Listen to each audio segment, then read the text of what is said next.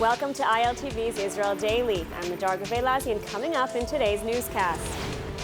Making history, Israel wins a gold medal in men's gymnastics at the Tokyo Summer Olympics. Israel continuing to lead the fight against the coronavirus, launching a third dose booster to people over 60. And we'll have more details on the apparent Iranian drone attack against the Israeli-operated tanker, which left 2 people dead. We open today's show with some very exciting news out of Tokyo. Israel has snagged a gold medal, its second in history, in the field of men's gymnastics. It's been an incredible couple of days for the Israeli delegation at the Tokyo Summer Olympics. And joining me now with all the details on that and more is, of course, ILTV's Hannah Rifkin. Yes, Lidar, it was a turnaround weekend for Team Israel after a week of some hard losses. And today, a proud moment for Israel. Artistic gymnast Artem Dolgopiat made history as our second ever gold medal win in history. This was for the floor exercise. This morning, as it was happening, everyone in the newsroom was watching and cheering. So there's lots of excitement in Israel today.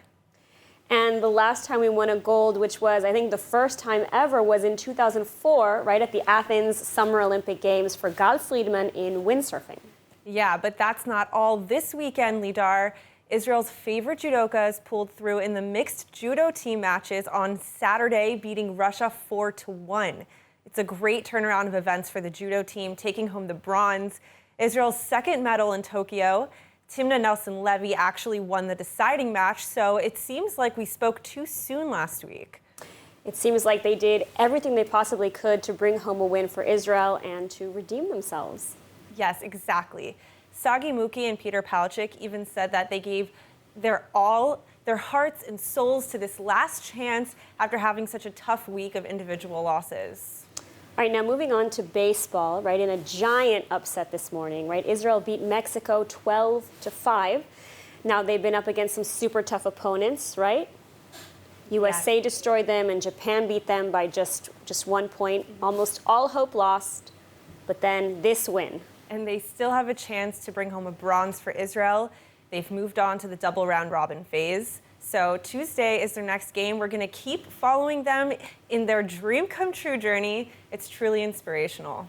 Now, before we go, just want to give a mention to 2 female track and fielders who made it to their final rounds.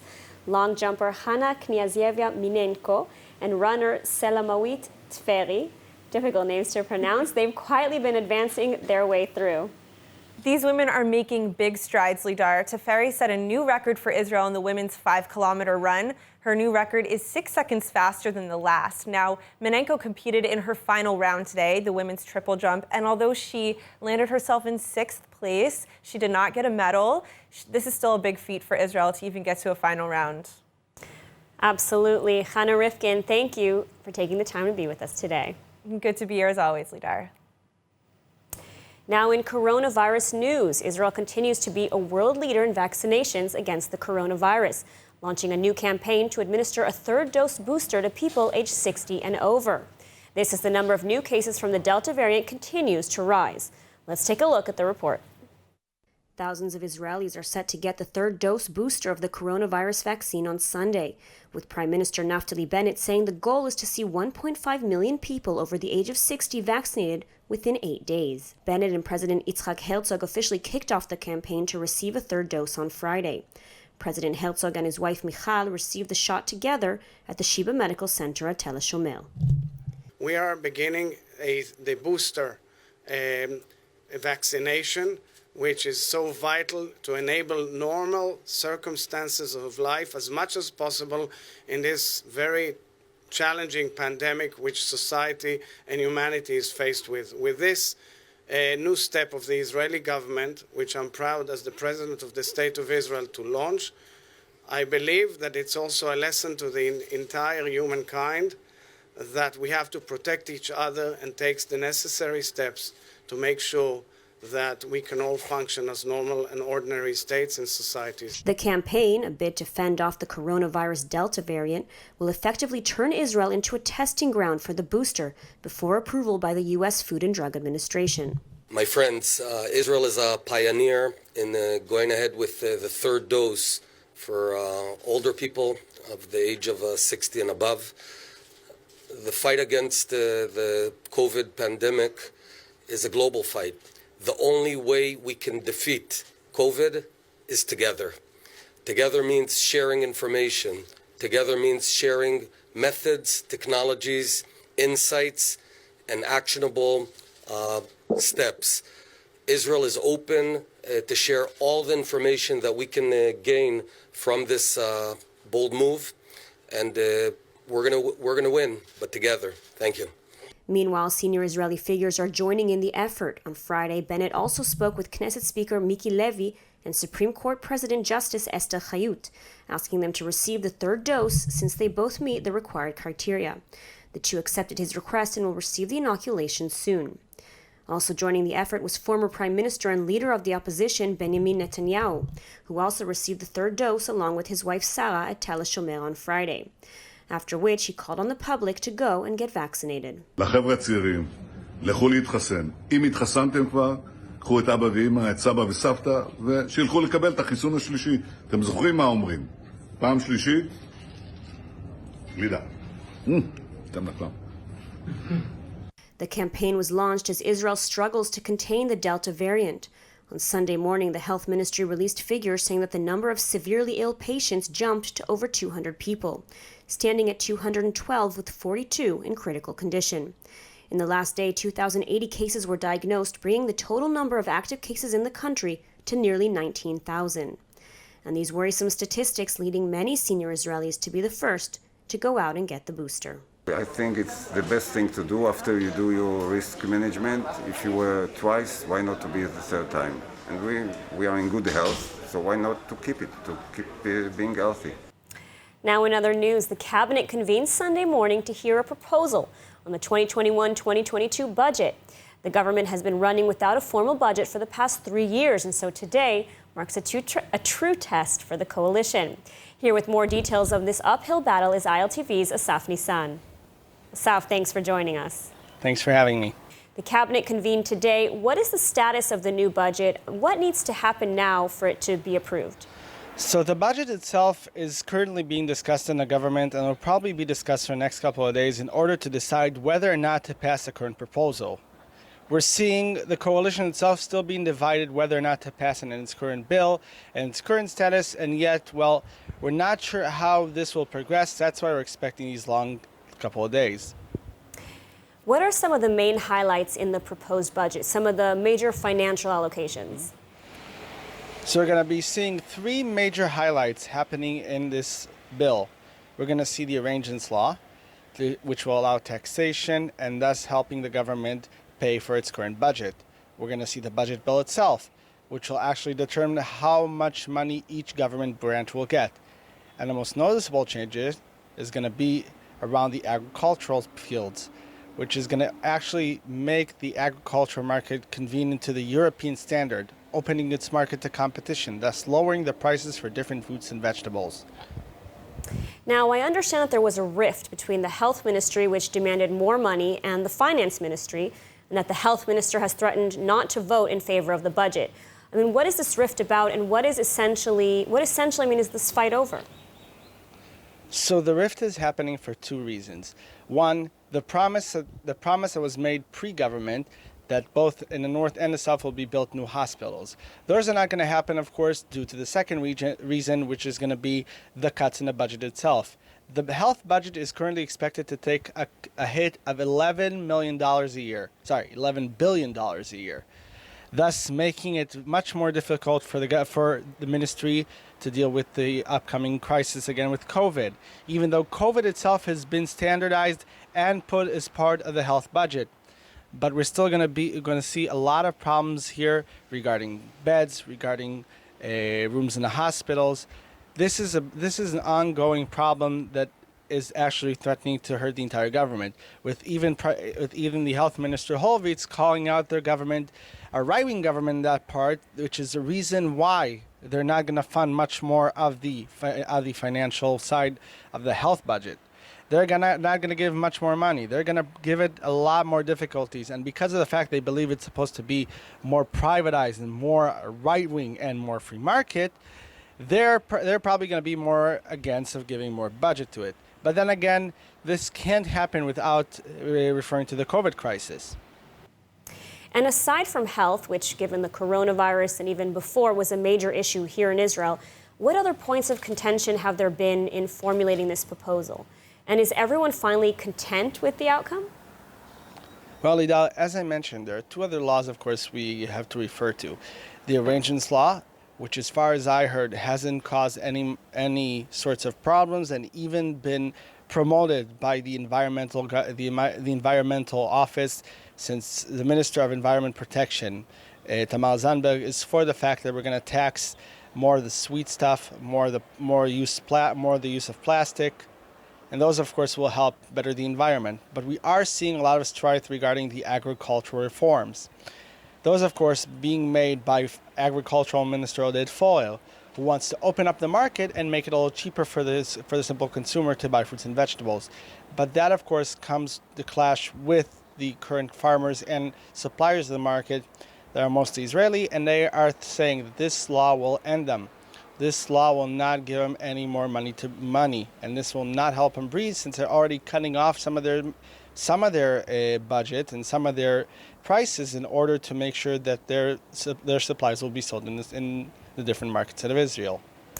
ILTV's Asaf Nissan, thank you so much for taking the time to speak with us today. Thank you so much. Iran escalating its attacks against Israel at sea. On Thursday, the Mercer Street, an Israeli-operated tanker, was attacked in an apparent drone strike off the coast of Oman. 2 crew members, a Briton and a Romanian, were killed. The ship was Liberian-flagged and Japanese-owned, though managed by the Israeli Zodiac Maritime. Israel has since pointed the finger at Iran and is now seeking world condemnation for the attack. Here to discuss the incident and its ramifications is Seth Frantzman, author of Drone Wars and senior Middle East correspondent at the Jerusalem Post. Seth, thank you so much for joining us. So first of all, what can you tell us about the actual attack? I understand that it was a multiple drone attack. Is that correct?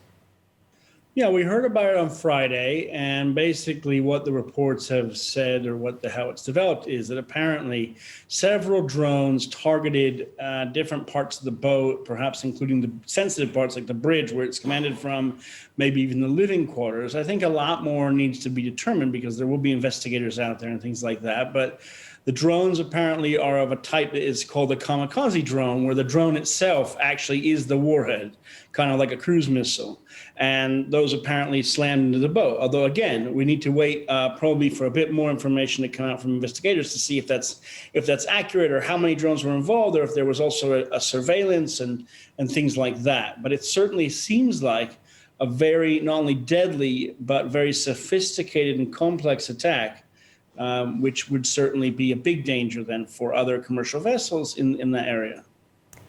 So, I mean, this marks a major escalation for Iran, and it shows incredible skill and technological advancements. You said it was sophisticated in drone warfare. So how concerned now does Israel need to be out at sea? Well, I think what Iran is trying to do, if we look at this attack, plus I think at least 3 or 4 previous ones on commercial ships that in these cases are usually linked somehow tangentially to Israel, usually through some ownership company or management company that's not even based in Israel, but is somehow linked to Israelis. So I think what Iran is trying to say apparently is what every ship that is linked somehow to Israel or business interest is a target of opportunity. And this area in the Gulf of Oman is a kind of soft underbelly because it's easy for Iran to reach that area. It's pretty far from Israel. So what they're saying apparently is, you know, for every Israeli airstrike or maybe accused or alleged Israeli airstrike in Syria, Iran has a right to retaliate now in this other area. So that is a big problem. And I think that it's a big problem for international shipping because Iran has done this in the past. It's attacked or mined not Israeli ships, but other ships in that area in May and June of 2019. So Iran is willing to use this type of asymmetric warfare. And it looks like most of the international community is not willing to actually hold Iran to account or retaliate. So I want to get to that in just a minute, because Israel is already saying that the attack will not go over quietly. What can we expect on that end? I mean, is Israel likely to retaliate? And if so, how?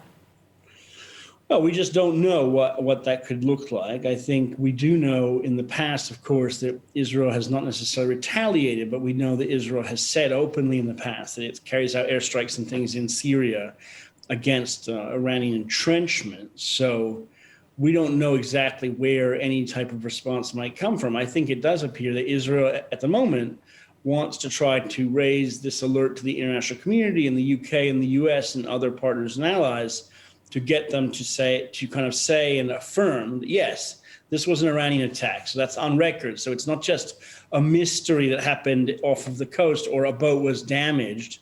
It was an Iranian attack that led to the death and murder of 2 different people. And Iran should be held accounted to that, not be allowed to just hide behind the idea that it was, piracy or some proxies or something. I mean, you've mentioned previously now that so far Israel is trying to gain this international condemnation of Iran, but it seems with little success. I mean, what's your take on this?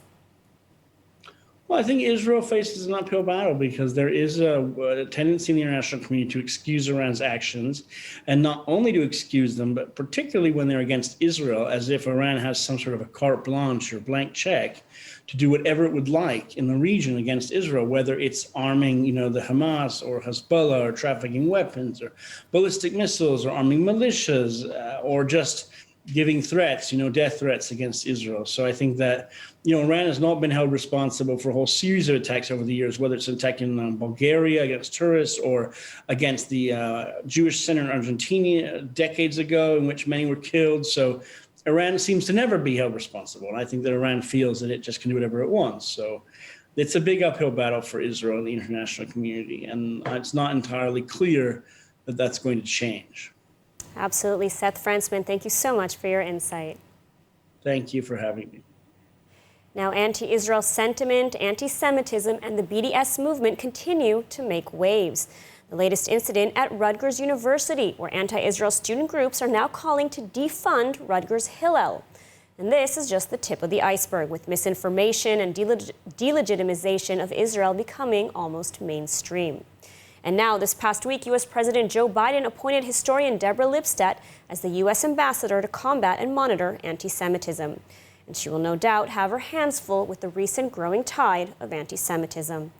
Here to discuss all this and more is ILTV Global Affairs Analyst and Senior Fellow at the Tel Aviv Institute, Chen Mazig. Thanks for joining us. So let's start off with the latest incident at Rutgers University. What exactly is happening there?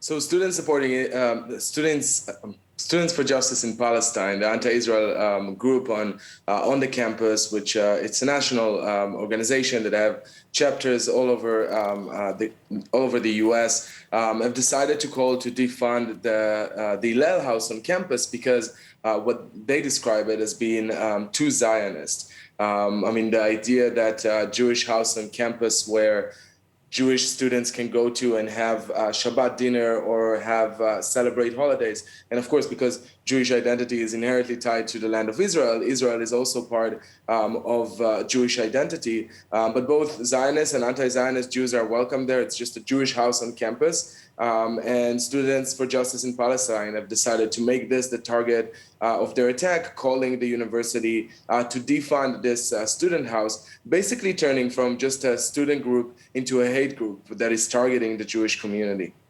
Absolutely. I mean, simply a Jewish house for Jewish students to go and spend their time there. And I mean, this is the type of uphill battle Jewish students and pro-Israel students are facing across many U.S. campuses. Is that right? Absolutely. And I think we're really reaching a tipping point in the situation on college campuses. This is joining a petition of academics that were calling to boycott Israel. And now it's targeting, it's no longer about Israel. It's just about Jews. And I think that for decades, American universities had been discriminating towards Jewish students, and now they're trying to make campuses basically unbearable for Jewish students. And I think it's up to the universities to step up and say this is not okay. I mean, there's a conversation, but there's also an attack that we will not tolerate against any marginalized group, and specifically this group. Now, it's just not only on college campuses, right? This past year has seen a drastic rise in anti-Semitism in the U.S., but also around the world. What can you tell us about the nature of these anti-Semitic incidents? I mean, are they the same types of incidents we've seen in the past, or is this sort of taking on a little bit of a different form? I think that we are seeing the masks being dropped from many of the anti-Semites out there. I think that if in the past people were thinking twice if they can just be anti-Semitic in this way, now they just add that it's about Israel and it's not about Jews, and it's no longer anti-Semitic. I've seen people online saying things like Hitler was right and then adding hashtag Free Palestine. This is not making you any less anti-Semitic to add criticism of Israel. Anti-Semitism is anti-Semitism, and yes, when you go as far as denying the Jewish people's right for their self-determination, it is anti-Semitic. And I think that after the recent operation in Gaza, as well as people being stuck at home and being online, we are now seeing this shift, and the conversation is really becoming more and more violent. And Jewish people are the butt of this attacks, and we are the ones that are paying the price. It's not Israel; it's the Jewish people in the diaspora that are carrying this heavy weight. Now, let's talk a moment about the new appointment of the U.S. ambassador to combat and monitor anti-Semitism. I mean, as someone who's out there on the front lines, what do you think she should focus on first and foremost? I think, first of all, I think it's an amazing appointment. Deborah Lipstadt has been an incredible voice. She's a historian, and what is better than an historian that has researched the Holocaust and actually wrote a book called Denying the Holocaust, where she later on had to defend in a trial against Holocaust deniers, to be the person, the top person in America to be responsible for combating anti-Semitism with the Biden administration. I think she's a fabulous appointment, and I think that she's going to, I'm trying to think of where she should start. Definitely college campuses is one place. Social media giants that have been ignoring anti-Semitism or doing very little to combat it because it helps their stock prices to have more controversial ideas spread on their platform because it draws more users. This is another place to go to fight anti-Semitism and also in the Democratic Party, as well as in the Republican Party. She's going to have a lot of work to do. I'm wishing her best of luck, and I think we all really are need someone like Deborah Lipstadt to lead this fight. Absolutely, we wish her luck. Chen Mazig, thank you so much for taking the time to speak with us today. Thanks for having me. Are aliens out there? This is one of humanity's most burning questions, and one Israeli researcher, Professor Avi Loeb, a theoretical physicist and astronomer at Harvard University, is keen on finding out the answer to once and for all. Professor Loeb has announced the launch of a major effort to find aliens in our solar system, and perhaps even among us. His $1.75 million new endeavor, called the Galileo Project, aims to identify unidentified aerial phenomena, or UAPs, near Earth and with the help of new and existing telescopes. This is not the first time Loeb has made headlines in his search for extraterrestrial life. In 2017, a strange object flew past Earth. Dubbed Oumuamua, or Hawaiian for scout, many in the scientific community believe this was a piece of a comet or asteroid, but Loeb argued that it was in fact an alien creation. And now, with his newly launched project, he says he will capture high-resolution images of such phenomenon to identify what they truly are: cosmic debris, or perhaps the first sign of alien life. Now let's take a look at the weather forecast with Hannah Rifkin. Now meteorologists predicting another sunny heat wave sweeping the nation this week, with lows tonight ranging between 20 to 29 degrees Celsius and tomorrow's highs getting into the 40s, with the north expecting to get up to 38 degrees and the south ranging between 39 to 41 degrees. The central and Jerusalem regions ranging in the mid-30s. And now, back to the studio with Lidar. And now, before we go, let's take a look at what's going viral in Israel.